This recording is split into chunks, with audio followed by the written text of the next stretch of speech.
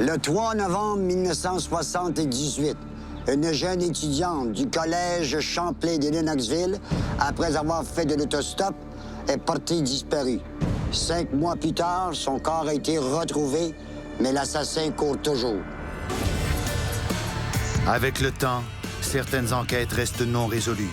Il suffit parfois d'un seul fait nouveau, d'un infime indice pour rouvrir une enquête et remonter jusqu'au coupable. La victime avait alors été retrouvée, morte près d'un cours d'eau en Estrie. Les policiers ont mis beaucoup de temps avant de conclure à une mort violente, sans pousser leur enquête plus à fond, semble-t-il. Teresa, alors, était une jeune fille qui aimait les défis et qui n'avait peur de rien. Pourtant, on l'a assassinée. Est-ce qu'elle a été victime d'un prédateur ou est-ce qu'elle connaissait son meurtrier?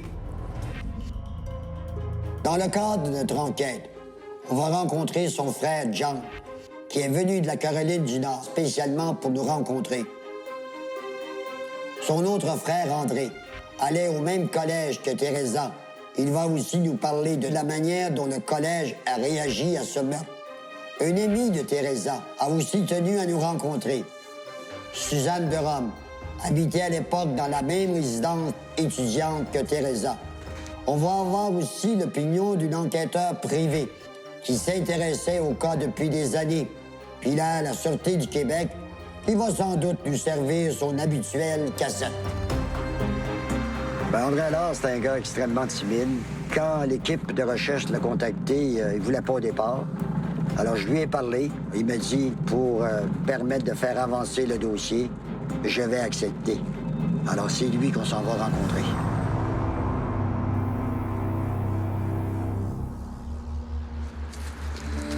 Bonjour, André. Bonjour. Ça va bien? Très bien, merci. On va rentrer. Tu avais 18 ans à l'époque. Oui. Comment tu as appris la disparition de Teresa? Ce vendredi-là, j'ai appelé ma mère à la maison. Je lui ai dit, Teresa a disparu depuis environ une semaine. Elle était furieuse. Je n'oublierai jamais cette conversation. Elle m'a dit, va tout de suite au bureau du doyen et dis-lui que Teresa a disparu. Dis-lui que personne ne l'a vue depuis une semaine. Et c'est exactement ce que j'ai fait. J'ai demandé pourquoi on n'organise pas des recherches ici à Compton et autour du campus. Alors le doyen m'a dit, tu crois que je vais tout mettre à l'envers ici parce que quelqu'un a disparu? Je me rappelle qu'il a dit ça. Toi, tu penses, comme ton frère, que ta sœur, elle a été victime d'un meurtre? Absolument. Oui, je crois que c'est ce qui est arrivé. C'est le frère de Teresa Allard, cette jeune étudiante de 19 ans tuée à Lennoxville, qui a organisé les recherches afin de trouver le meurtrier de sa sœur. Qu'est-ce que tu penses ce que ton frère fait, qui est encore impliqué pour savoir si votre sœur a été victime d'un meurtre? Je pense qu'il accomplit un travail exceptionnel en enquêtant sur le cas de Teresa. Et aussi en essayant de le relier à d'autres cas. Cela lui demande beaucoup d'énergie et beaucoup de temps. John Allard est le frère de Teresa. Il a décidé de prendre le dossier en main. Et on peut dire que depuis 2006, ce personnage-là, John, a été très actif. Il a poussé dans ses tranchées la Sûreté du Québec. Il a fait venir des spécialistes. Et lui, il m'a dit, au cours d'une conversation téléphonique, qu'à chaque fois qu'il fait de la pression vis-à-vis de la Sûreté du Québec, comme quoi un média s'intéresse au dossier de sa sœur, ça fait bouger les choses.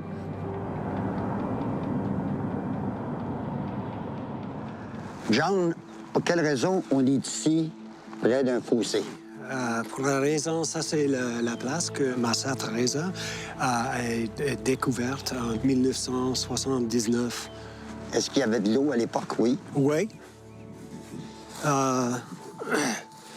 Mais quelquefois dans la saison, la quantité de l'eau a changé Il y a beaucoup de temps qu'il y a beaucoup de l'eau, et d'autres temps, c'est plus...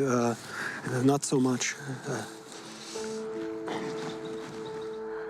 Quand on l'a découverte, c'était très mystérieux. Le 13 avril 1979, un chasseur de rats musqués du nom de Robert Ride trouve le corps méconnaissable de Teresa alors qu'il pose des collets le long d'une route de campagne. Teresa Allor est trouvée couchée sur le ventre dans un bras de la rivière Quaticook, portant seulement ses sous-vêtements. Elle porte toujours sa montre, sa bague et ses boucles d'oreilles. Sa montre, qui n'était pas étanche à l'eau, s'est arrêtée à minuit moins 5. Le corps de Teresa est donc resté tout l'hiver dans un ruisseau peu profond, à 1 kilomètre de sa résidence. Teresa Allor a été retrouvée à moitié nue et sans vie dans un ravin de Compton en 1978. À la même époque, 2 autres jeunes femmes avaient été assassinées. John, qu'est-ce qui te met à penser que ta sœur, Teresa, a été victime d'un tueur en série? OK, je pense ça parce qu'il y a beaucoup en commun avec d'autres enquêtes de cette époque. Pendant 1967-68, il y a beaucoup de jeunes femmes qui ont découvert... sans vie? Sans vie, sans des vêtements, à côté de l'eau, en dehors, à côté des sous-bois, des arbres, des choses comme ça. Ça, c'est des choses plus en commun avec cette enquête. On n'a jamais retrouvé les vêtements de Teresa, mais on en a trouvé qui correspondaient à sa description dans le même boisé que celui où on a découvert Louise Cameron. Ils n'ont jamais été récupérés, mais des chasseurs les ont trouvés et ils correspondaient à la description. Alors il y a ça. Puis, un autre meurtre par étranglement a eu lieu près de Richelieu, à mi-chemin entre Montréal et ici. Et n'oublions pas que Louise Cameron a elle aussi été étranglée. Et Denise Bazinet, même histoire. Retrouvée nue, face contre terre, vêtements enlevés ou disparus. Denise Bazinet était la voisine de Lison Blais. Celle-ci a été retrouvée assassinée dans le même secteur. Et on a découvert près du corps de Louise Cameron un sac à main correspondant à celui de Lison Blais, qui, lui, n'avait jamais été retrouvé. Tous ces cas se ressemblent beaucoup. D'après moi, quand on regarde ces crimes, il se dégage une certaine constante, des éléments comparables très spécifiques qu'il faudrait au moins étudier et éliminer. John, pour quelle raison vous, après tant d'années, vous insistez encore à participer à notre enquête sur la mort de Teresa? Alors, pour moi, c'est la raison que pour plusieurs ans, les Sûreté du Québec, les policiers, insistent, c'est pas un meurtre. Ils disent c'est une mort de cause de drogue. Et moi, je pense que non, ça c'est pas vrai. Une enquête policière bâclée conclut à une surdose de drogue alors que le coroner parle d'une mort violente. C'est que le rapport toxicologique, il n'y a rien de drogue dans le système de Teresa. Et aussi, j'ai découvert un rapport du coroner qui dit à 7 ans, il y a des marques de strangulation autour du corps de la corps. Alors, pour moi, c'est un meurtre. Oui, c'est un meurtre. Si je comprends bien, John, vous n'êtes pas satisfait de l'enquête de la Sûreté du Québec dans le dossier de votre sœur? Je pense que la Sûreté du Québec, c'est une bureaucratie, oui? Quelquefois, la Sûreté du Québec, c'est comme des amateurs enquêteurs. André, qu'est-ce que tu penses de l'enquête de la Sûreté du Québec dans le meurtre de ta sœur? Eh bien, je pense qu'ils n'ont pas fait grand-chose. Ils pourraient en faire beaucoup plus. Je pense que John leur donne un bon exemple de ce qu'ils pourraient faire. Il lui pense que c'est à la suite des informations que la Sûreté du Québec des Cold Cases a reçues à l'effet qu'on s'intéressait, nous, dans notre enquête, à cette histoire-là, qu'ils l'ont appelé. Puis lui ont dit que le dossier n'était pas sur une tablette, mais qu'il était très actif. Et là, on se rend compte que John a contacté le journal La Tribune et fait un compte-rendu. Et on voit que ce gars-là a décidé d'aller au fond des choses et d'avoir des réponses claires et précises de la part de la Sûreté du Québec.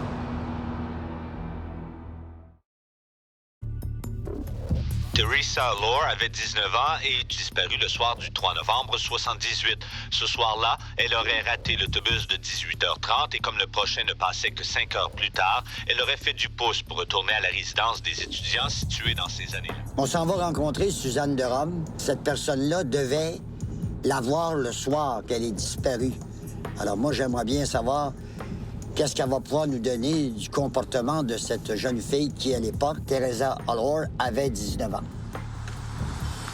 Bonjour, Suzanne. Bonjour. Merci beaucoup d'avoir accepté de nous rencontrer. Mon plaisir. On va rentrer ici. Madame Suzanne de Rome, vous aviez quel âge à l'époque que vous avez connu Teresa? J'avais 17 ans. Vous l'avez connue dans quelles circonstances? J'allais à l'école au cégep de Champlain. J'habitais à la résidence Kings Hall et Gillard Hall à Compton. La journée qu'elle disparaît, elle devait avoir une soirée avec vous. C'est ça. Le matin, à Compton, on avait pris la décision que le soir, on était pour se remettre ensemble dans ma chambre ou dans sa chambre pour écouter de la musique. Alors, lorsqu'on s'est quitté le matin après l'autobus, on avait... Le but, c'était de se mettre ensemble ce soir-là. Mais malheureusement, elle ne s'est jamais pointée à Compton. Est-ce que c'était la personne qui pouvait faire du pouce? Oui. Si on manquait le dernier autobus de 9h30, on avait deux choix. C'était prendre un taxi qui coûtait beaucoup d'argent. C'est sûr et certain que notre argent de poche, c'était pas pour être pris pour payer pour un taxi ou pour faire du pouce. Dans ma tête, à l'époque et toujours aujourd'hui, je suis convaincue qu'elle a fait du pouce. Parce que Teresa n'aurait jamais payé pour un taxi. Bon. Est-ce que Teresa, c'était le genre de personne qui pouvait embarquer avec un pur inconnu ou ça allait pu embarquer avec quelqu'un qu'elle connaissait? Teresa embarquerait avec n'importe qui. Teresa était le genre de fille... En anglais, c'est « she trusted everybody ». Elle avait confiance en tout le monde. À tout le monde? Oui. Quand les policiers pensent, ils laissent sous-entendre qu'elle serait décédée d'une overdose de drogue, quelle est votre réaction de ça? Absolument pas. Ou un joint, fumer un joint? Ben non, on va pas mourir de fumer un joint. Mais non, mais c'est ce genre de drogue-là. Non, ça, j'ai pas de problème là, puis j'avais pas de problème dans le temps. Teresa en fumait des joints. Mais... La drogue dure, non. C'est ça, absolument pas de la drogue dure. Puis il y en avait de la drogue dure à Lennoxville, mais Teresa en faisait pas. Je le sais qu'elle en faisait pas. Je l'aurais su. Tout le monde se disait... ça placotait. On était une gang d'étudiants à Compton seuls. On pouvait pas embrasser un gars le matin sans que tout le monde le sache le soir. Fait que c'est sûr et certain que si elle faisait de la drogue dure le matin ou le soir, quelqu'un en aurait parlé. Et vous êtes sûr, dans votre idée, connaissant Teresa, qu'elle a été victime d'un meurtre? À 100 À 100 Son bureau est tapissé de l'image d'une femme qu'elle n'a jamais connue. Pourtant, la mort violente de Teresa Allore, il y a 27 ans, hante cette étudiante en criminologie. Teresa est toujours dans mes pensées, là. Toujours. Alors, Sue Tayashi s'intéresse beaucoup, elle, aux dossiers de causes non résolues et surtout dans la région de l'Estrie. Et elle a sûrement une opinion à ce côté-là, savoir est-ce que vraiment la petite Teresa, à l'époque âgée de 19 ans, a été victime d'un meurtre ou si elle a été victime d'une overdose comme la Sûreté du Québec le prétend. Alors, Sue, vous êtes enquêteur indépendant. Comment se fait que vous vous intéressez au cas de Teresa Allore? Bien, en 2006, son frère John Allore m'a contacté. Il voulait que j'organise une battue dans les cantons de l'Est à Austin parce qu'à l'époque, il y avait des vêtements qui auraient appartenu à sa sœur, qui auraient été vus là par deux chasseurs. Donc, ça a été un peu nos premiers contacts. Il est venu au Québec, il m'a donné tout le dossier. Et c'est un cas qui m'a vraiment intéressée dès le début. Alors, on a commencé à travailler ensemble là, à l'époque dans ce sens-là. Qu'est-ce que vous avez fait pour la première battue? On a été sur le site, sur le chemin Giguère à Austin. En fait, c'est un site intéressant parce que À cet endroit-là, il y a le corps de Louise Camiran qui a été trouvé le 25 mars 1977. C'est une autre victime d'un crime non résolu, ici dans les cantons de l'Est. Et dans le bois, c'est là où les vêtements qui auraient appartenu à Teresa Allard ont été vus. Lors de cette battue, les chercheurs trouvent de 40 à 50 objets, dont une douzaine qui semblent dignes d'être scrutés. Mais après analyse, aucun lien ne sera établi entre ces objets et Teresa Allard. Est-ce que la Sûreté du Québec y a participé à ce moment-là? Non, ils n'ont pas participé. Est-ce que vous les aviez contactés? Oui, nous les avions contactés, mais ils n'ont pas participé. On a aussi contacté la régie de police de Memphremagog, donc il y a eu juste un policier là, qui est venu en moto, là, juste vite, rapidement, mais c'était sans les policiers. Là. Dans le cas de Teresa Allard, quand on rencontre son frère, un des frères, là, John, lui, il pense qu'elle peut avoir été victime d'un tueur en série. Vous, à date, ce que vous savez du dossier, est-ce que vous avez émis cette hypothèse-là? Ce n'est pas impossible. Vous savez, c'est pas le premier crime. Là, on parle de 3 crimes de ce genre-là, principaux qui s'est passé dans la région à la même époque. Mais je ne crois pas que ces 3 cas-là, alors on parle de Teresa Allard, Louise Camiran et Manon Dubé, je ne crois pas qu'ils sont liés entre elles. Par contre, c'est pas impossible qu'il s'agisse d'un prédateur là, opportuniste. C'est une possibilité, oui. Des crimes d'une telle gravité sont souvent commis par des récidivistes qui, tant et aussi longtemps n'ont pas été appréhendés, vont continuer de commettre des crimes. La Sûreté du Québec est portée à penser que Teresa Allard était une petite fille qui consommait, qu'elle aurait peut-être été dans une soirée avec des gens. Et puis qu'à un moment donné, à la suite d'une overdose, elle serait décédée et que des gens auraient été placés le corps à cet endroit-là. C'est une hypothèse un peu farfelue. Pourquoi?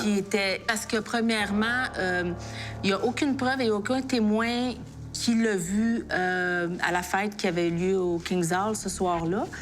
Dans le bâtiment du Kings Hall, parce qu'il y avait le Gillard House à côté qui était le dortoir. Donc, il y avait une fête qui se tenait là, mais elle n'a pas été vue là du tout. Elle était supposée rejoindre des amis vers 9h, 9h30 pour écouter de la musique. Alors, cette hypothèse-là ne tient pas la route, selon moi, parce que pourquoi elle a été retrouvée en sous-vêtements? Et puis, la plupart des jeunes n'avaient pas de voiture là, qui était là. Elle a été retrouvée dans un chemin complètement, chemin de la station ici à Compton, là, dans une crique en sous-vêtements. Non, ça ne tient pas la route. En 1984, 5 ans après les faits, alors que la thèse de la surdose de drogue est toujours privilégiée par la SQ, les sous-vêtements et le foulard de Teresa sont détruits par le laboratoire médico-légal. S'ils avaient été conservés, il aurait été possible aujourd'hui de réaliser des tests ADN sur ces articles perdus à jamais.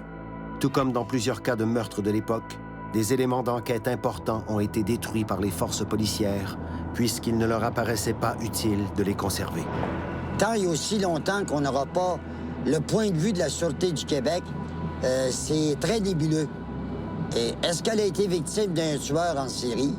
Est-ce que le gars qui a posé ce meurtre-là vit encore? C'est une des possibilités. Il y a peut-être quelqu'un qui a fait ce meurtre-là, puis s'est confié à quelqu'un, puis aujourd'hui, il est décédé. Mais pour l'instant, là, c'est le mystère le plus complet. Monsieur Lapointe, je dois vous dire que c'est un des dossiers qui est assez compliqué. C'est le cas de Teresa. Alors, pour la Sûreté du Québec, est-ce que c'est considéré comme un cold case? Absolument, dans la mesure où il n'est pas solutionné. On ne sait pas vraiment ce qui s'est produit cette journée-là. Ce qu'il faut savoir, la particularité de ce dossier-là, il monte à 1978. Donc, il faut retourner à ce qui était la science judiciaire à cette époque-là. Et on n'avait pas les moyens qu'on a aujourd'hui. Une des particularités, c'est que l'autopsie n'a pas permis de déterminer la cause du décès. On parle d'overdose. Ça a été avancé par certains enquêteurs de l'époque. Ça fait partie des hypothèses qui sont envisagées, comme celle de l'homicide. Mais ce qu'il faut savoir, c'est qu'à partir du moment où l'autopsie ne nous donne pas de cause de décès, c'est plus difficile d'être capable de se prononcer avec certitude tant qu'on n'a pas, par exemple, appréhendé quelqu'un. Mais, comme je vous dis, à l'époque, en 1978, le dossier avait été traité comme une disparition. Donc, par exemple, il y a des pièces à conviction qui n'avaient pas été conservées, qui avaient été remises à la famille. On pense entre autres à un portefeuille qui avait été trouvé à quelques kilomètres de la dépouille. C'est sûr qu'actuellement, on est presque allé jusqu'au bout de ce que la science peut nous permettre de faire. Donc, dans un dossier comme celui-là, on espère toujours que quelqu'un, quelque part, va se manifester. Là, c'est la fameuse théorie, on en a parlé souvent, vous et moi, du casse-tête. Hein? Le morceau qui peut nous permettre d'avancer dans l'enquête. On espère que quelqu'un qui sait quelque chose, qui a vu quelque chose, va communiquer avec les autorités. Je regarde le frère là-dedans qui s'acharne, puis il a peut-être raison, là, c'est sa sœur. Nous parle que d'autres filles ont été victimes dans ce secteur-là de causes qui n'ont jamais été réglées. Je présume que les enquêteurs des cold cases, parce que c'était un cold case, ont dû regarder les autres dossiers pour savoir s'il y avait un lien. Et plus que ça, je peux même vous dire que l'ensemble des délinquants sexuels répertoriés qui étaient fichés, qui demeuraient dans la région, ont été rencontrés. Et quand je vous dis là, que tout a été fait dans ce dossier-là, tout ce qui pouvait être mis à profit comme démarche, comme technique d'enquête a été fait. Et on a même rencontré tous les gens qui étaient identifiés comme étant des délinquants sexuels, soit remis en liberté ou des gens qui purgeaient une peine, qui étaient maintenant en prison, ont tous été rencontrés. Tu viens ici et tu espères toujours que quelque chose va arriver, que tu vas trouver la pièce du casse-tête qui va tout changer, qui va enfin te faire voir quelque chose. Et parfois, tu as comme une révélation. Mais la plupart du temps, tu n'en as pas. C'est juste ça.